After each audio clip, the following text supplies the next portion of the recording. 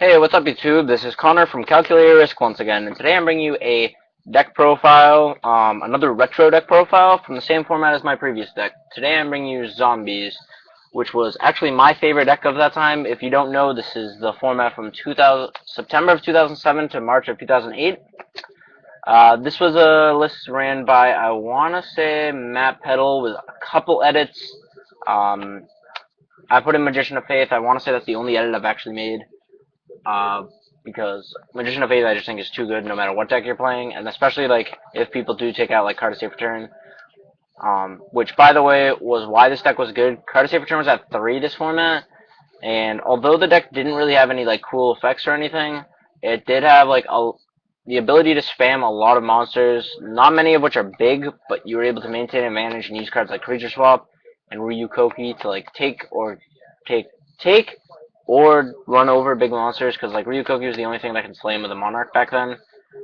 This deck was arguably the best because it topped, I want to say, more events before Lad's release, but it didn't win as many. Perfect Circle won more. So in my opinion, this was my favorite deck of the format, but I also just liked a lot of cards in this deck. So let's get started. 3 Pyramid Turtle. Back then, ramming monsters was like good, because like nowadays, like everything's like destroyed by card effects for the most part, or like say when it's destroyed in any way. So I mean, back then, ramming monsters was really good. It also can tutor any card in the deck, any zombie in the deck. 3 Zombie Master, just like I want to say the best zombie, but you could argue like ones like Spirit Reaper and such. Just for the fact that this guy can bring back any zombie and doesn't have any real drawback besides sending a monster. And also back in 2007 when this deck was played, UD ruled it so like you did not need a valid target engraved for its effect. So like I could go turn 1, card a safe return, summon this, use its effect to summon this from my hand, or something along those lines. So this card is just ridiculous. 2 Ill Blood. This card was like 150 bucks back then because of this deck, and it's still like one of my favorite cards. I think it like has like some of the sickest artwork. I'm using my webcam, so like the quality may not be very good, but I thought it was one of the sickest looking cards in Yu-Gi-Oh. What its effect is, it's a Gemini monster, so you can use its effect to normal summon it again if you have not normal summoned, to special summon a zombie from your hand or graveyard, and when he's removed from the field, all the cards you summoned are destroyed. So basically every turn you could just special summon a zombie from your grave, just cost free. There's nothing to be fulfilled with it. 2 Ryu Kokki. This card was kind of like the worst card in the deck, but you had to play it because it was the only tutorable zombie with a mana effect that can slam with monarchs, which were really big back then. So yeah. 2 Sidra, just because it was like the best monster back then.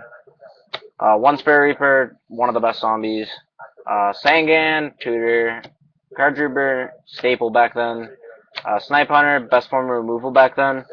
Giant Rat, this could special summon Trooper or Pyramid Turtle, so it was really good. 1 Breaker, 1900, spell and trap removal, stable. And then Magician of Faith. The deck list that I used for this ran 2 Giant Rats and no Magician of Faith. I opted to put a Magician of Faith in for one of the rats because Rat wasn't very good, but this card has helped me many more times than Giant Rat has. That's it for monsters. For spells, you play 3 Book of Life. It's just amazing. And the banish effect was probably better than it is now because there were cards like Malicious, Treeborn Frog, and Disc Commander, and opposing zombie cards that really just you had to get out of the way like really quick. So that just solved that problem. 3 card safe return. This card, even back then, I don't think I would say this card is broken. Because yes, you drew a card every time, but the deck would only draw into more like zombies, and they wouldn't really do much. Like, they didn't have cool effects like Monarchs did or any of that, and there wasn't any card like Disc Commander in this deck. So, like, in reality, like, it just wasn't that great. I mean, it was okay, because, like, if they try to take something from your grave, like, you got the effect that says one of monster special summon to the field from your graveyard. But, like, that didn't happen often because Reborn wasn't a card. But, I don't know, you drew a lot of cards, but a lot of them didn't do much. Normally, you'd, like, aim to draw, like, creature swaps to, like, give them your turtles and take their monarchs, but I don't know. I wouldn't say it was broken that format. It just made this deck like competitive. 2 crossouts because setting monsters was relevant. 2 reach drops. I almost want to put a third one in. This card is so good. Giving them cards like Giant Rat and Pyramid Turtle for their like Monarchs or Sidras, or even a Breaker that hasn't used its effect yet, is just devastating during this format. One Brain Control staple, Misty staple, Preemie staple, Storm staple, and then 1 Lightning Vortex. This was basically a staple back then. It Many decks played 1 or 2. It's just another form of mass removal. For traps, you played 2 Dust Tornadoes. This basically replaced the second and third Misty because there was only 1 Misty in this format. And good spell and trap removal is hard to come by. Like Breaker was the best, and I mean obviously Misty and Storm, but you only had 1 of each of those. So people played these, and I mean people only played like 6 to 10 traps, but like you really wanted to have this because like a lot of the traps are really good, and you also want them for premature burial and called haunted. For traps, you play Mirror Force. I say for traps because like these are kind of just like Misties. Mirror Force, Torrential, Call the Haunted, and then Widespread Ruin. This card was better because although it wasn't like the best deck, I want to say it was like Cyber Beat was like the name of the deck. It ran like Cyber Phoenixes and Decoichis and stuff. This basically countered Cyber Phoenix over Sakuretsu Armor, so people will play this.